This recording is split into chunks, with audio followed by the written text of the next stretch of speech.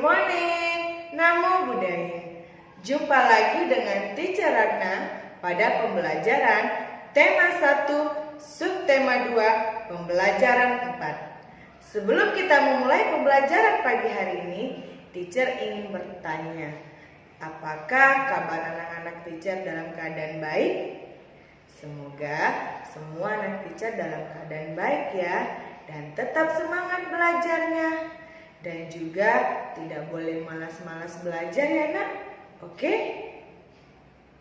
Sebelum Teacher menjelaskan materi pembelajaran pada pagi hari ini, Teacher akan menyampaikan tujuan pembelajaran.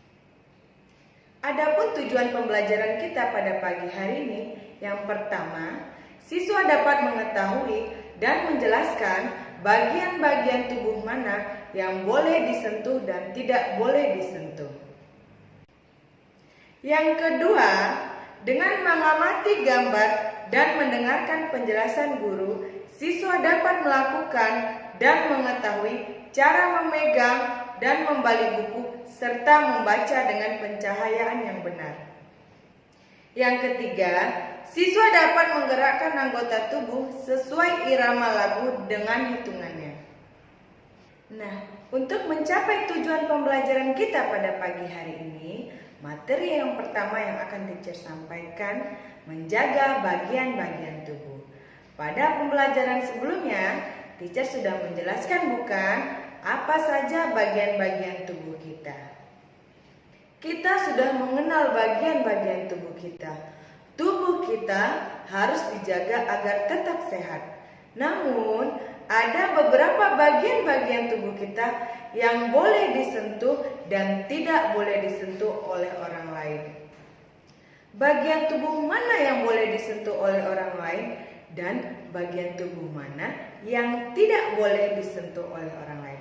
Mari anak-anak kita dengarkan lagu berikut ini yang berjudul Ku Jaga Diriku. Sentuhan boleh, sentuhan boleh, kepala, tangan, kaki. Karena sayang, karena sayang, karena sayang. Sentuhan tidak boleh, sentuhan tidak boleh yang tertutup baju dalam. Hanya diriku yang boleh menyentuh.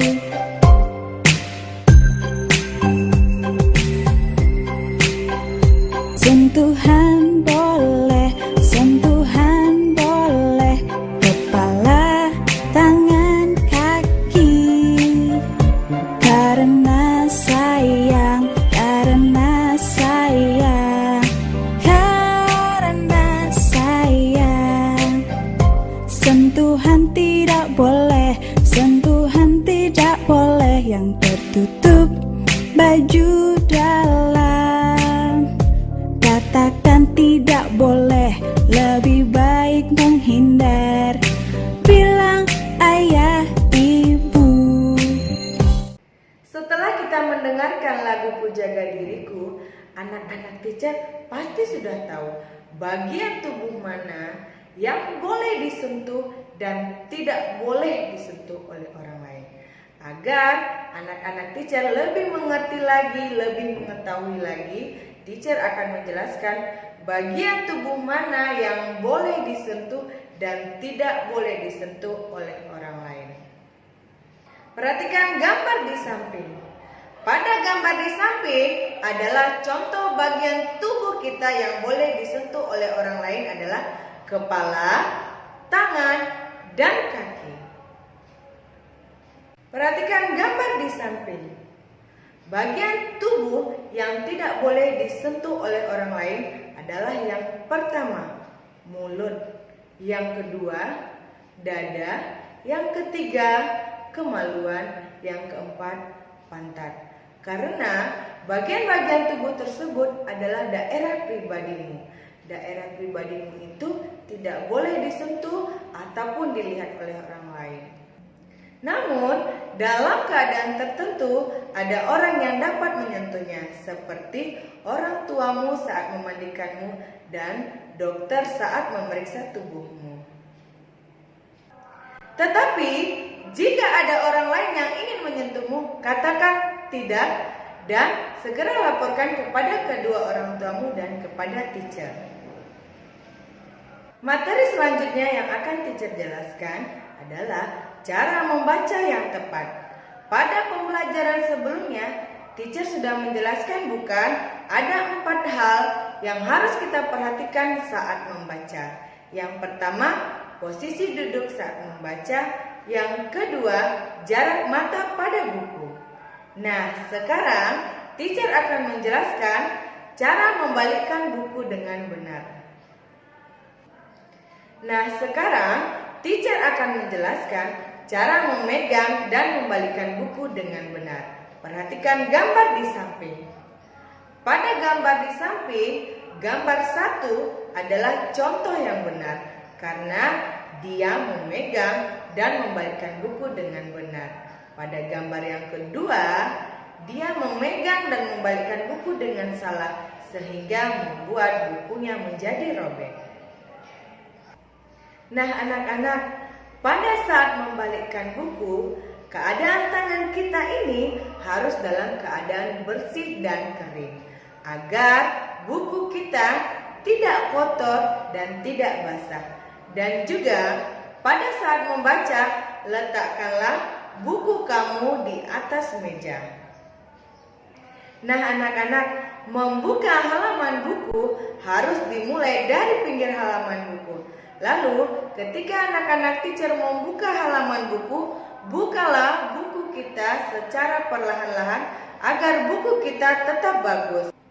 Jika anak teacher membuka halaman buku secara cepat, itu akan mengakibatkan halaman buku anak-anak teacher bisa sobek dan juga cepat rusak. Materi selanjutnya, pencahayaan saat membaca.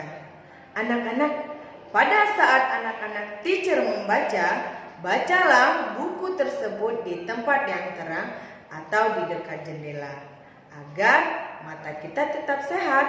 Namun, jika anak-anak teacher membaca di tempat yang redup atau gelap, itu akan membuat mata anak-anak teacher menjadi sakit. Seperti gambar di samping. Pada gambar di samping ada gambar A dan gambar B. Gambar A adalah contoh pencahayaan saat membaca yang benar karena cahaya lampu mengarah langsung kepada buku sehingga tulisan pada buku tersebut dapat kita baca dengan jelas. Gambar B adalah contoh pencahayaan saat membaca yang salah karena cahaya lampu tertutupi oleh buku yang diangkat ke atas oleh anak tersebut. Maka dari itu anak-anak, pada saat anak-anak teacher membaca buku, letakkanlah buku anak-anak teacher di atas meja agar cahaya lampu bisa mengarah langsung pada buku yang akan kita baca. Sehingga tulisan pada buku tersebut dapat anak-anak teacher lihat secara jelas. Nah, sekarang teacher bertanya, siapa anak-anak teacher yang suka membaca buku sambil tiduran dan sambil tengkurap? Ingat ya anak-anak, membaca buku sambil tiduran dan tengkurap itu akan membuat mata anak-anak teacher menjadi sakit. Jadi, mulai dari sekarang, anak-anak teacher yang pernah membaca sambil tiduran dan tengkurap tidak boleh dilakukan lagi anak, agar mata anak-anak teacher tetap sehat. Oke? Materi selanjutnya, gerak anggota tubuh dalam tarian. Perhatikan gambar di samping. Pada gambar di samping, terlihat Siti dan teman-temannya sedang menari. Mereka menari dengan hati yang senang sambil mengikuti irama lagu. Menggerakkan anggota tubuh sesuai irama disebut dengan gerak tari. Siti dan teman-temannya merasa sangat gembira karena mereka memiliki tubuh yang sehat dan banyak manfaatnya. Maka dari itu, Siti dan teman-temannya selalu mengucap syukur kepada Tuhan. Selain Siti, anak-anak teacher juga harus selalu mengucapkan syukur kepada Tuhan. Karena Tuhan itu sangat baik. Tuhan telah memberikan kita tubuh yang sehat. Demikianlah pembelajaran kita pagi hari ini. Sampai jumpa di video pembelajaran berikutnya. Ingat ya anak-anak, anak-anak teacher harus tetap semangat dan rajin belajar. Oke? Goodbye kids. Namo Buddhaya.